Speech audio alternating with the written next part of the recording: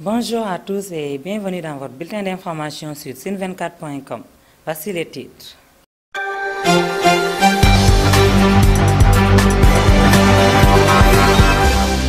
Enseignement. L'Union démocratique des enseignantes et enseignants du Sénégal annonce un préavis de grève. Projet de loi criminalisant le viol. L'Assemblée nationale en plénière ce lundi. Présidentielle en Guinée-Bissau. Les électeurs dans l'attente des résultats. Sport, les résultats de la 4e journée de la Ligue 1 de football. Le développement dans un instant. Merci de votre fidélité, mesdames et messieurs. L'année 2020 va démarrer par des perturbations dans l'enseignement. Et pour cause, l'UDEN annonce un préavis de grève qui sera déposé dès cette semaine sur la table du ministre de l'Enseignement. Abdourahmane Gueye et ses camarades estiment que rien n'avance dans le monitoring, selon les accords signés avec le G7 dont ils font partie. L'UDEN compte faire respecter ses engagements à l'État, quitte à paralyser le système. Réunie en commission administrative ce week-end, l'Union démocratique des enseignantes et enseignants du Sénégal sonne la mobilisation. Abdourahmane Gueye et ses camarades ont décidé au sortir de leur conclave de déposer cette semaine un préavis de grève sur la table du ministre de l'Éducation nationale, M. Mamadou Talla. L'UDEN entend ramener l'État du Sénégal à respecter les accords avec les syndicats de l'enseignement regroupés au sein du G7. L'alerte est donc donnée en attendant la réaction du gouvernement pour éviter des perturbations en vue en 2020. L'Assemblée nationale sera en session plénière ce lundi pour examiner le projet de loi criminalisant le viol et la pédophilie. Désormais, les auteurs de ces crimes risquent entre 10 et 20 ans de prison, alors que les coupables de viol et de pédophilie, suivis de meurtre, risquent la perpétuité. Pour moi, de remercier son Excellence Macky Sall, président de la République, pour avoir pris la décision de haute portée en soumettant à l'Assemblée nationale le projet de loi portant sur la criminalisation du viol et de la pédophilie. Monsieur le ministre, soyez notre interprète auprès de son Excellence, Monsieur le Président de la République, pour lui exprimer notre profonde gratitude et notre reconnaissance pour tous les efforts consentis en faveur des femmes et des filles. Toutefois, les résultats issus de l'enquête démographique de santé continue EDSC de 2017 montrent qu'au Sénégal, 27 des femmes âgées entre 15 et 49 ans ont subi des violences physiques depuis l'âge de 15 ans. À un moment quelconque de leur vie, 8 parmi elles ont déclaré avoir subi des actes de violence sexuelle.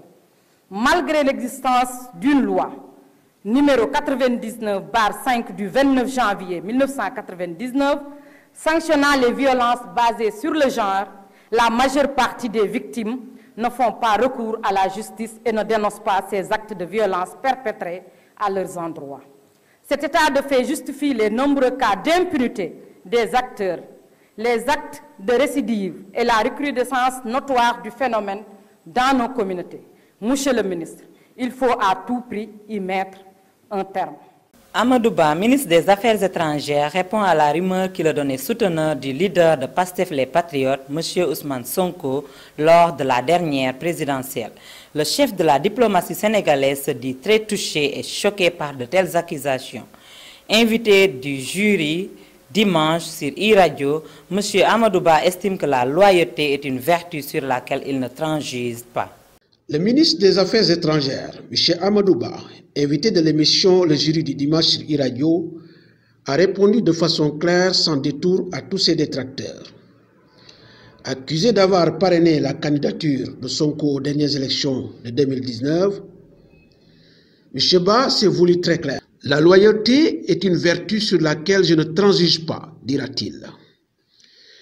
Interrogé sur la question du 3e mandat, Monsieur le ministre des Affaires étrangères a dit de façon très claire que c'est un débat indécent.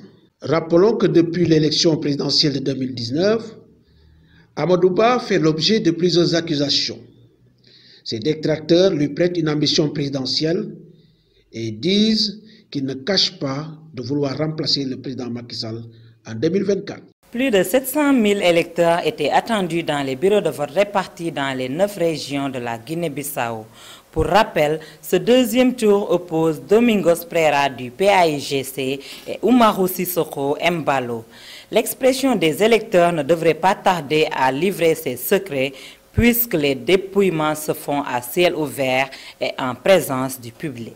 Continuant le dépouillement en cours en Guinée-Bissau pour le second tour de la présidentielle. 2 anciens premiers ministres se font face dans les urnes avec la même promesse, celle d'apporter de la stabilité dans ce pays qui a connu 9 putschs ou tentatives de coup d'État depuis 1974 et son indépendance. Les résultats partiels seront donnés par la commission électorale le 1er janvier, soit mercredi prochain. Sport pour terminer, la 4e journée de la Ligue 1 a donné les résultats suivants. Génération Foot perd devant la Douane par 2-0. Teungueth FC s'impose à domicile par 2-0 face à Dakar Sacré-Cœur. Jambar et Stade de Mbour ont fait un match nul, 1 but partout. Niary Tally et Seneps de Thiès ont fait match nul, 0 but partout. Le Jaraaf domine le Casa Sport par 2-1. Enfin, ASEC de Ndiambour prend le dessus sur Gorée sur la marque de 2-1. La 4e journée de Ligue 1 a vécu et les équipes ont connu des fortunes diverses. Le leader Dakar Sacré-Cœur s'est effondré devant Teungueth FC sur la marque de 0-2. La Douane a perdu devant Génération Foot sur le score de 0-2. Le derby mbourois entre Jambar et Stade de Mbour s'est terminé par un nul, 1 but partout. Seneps de Thiès Niary Tally également, nul vierge, 0 but partout. Le Jaraaf domine le Casa Sport 2-1 et l'ASEC Ndiambour prend le dessus. Mesdames, Mesdemoiselles et Messieurs, c'était tout pour aujourd'hui et merci de nous avoir suivis sur Cine24.com. Je vous donne rendez-vous prochainement pour d'autres informations.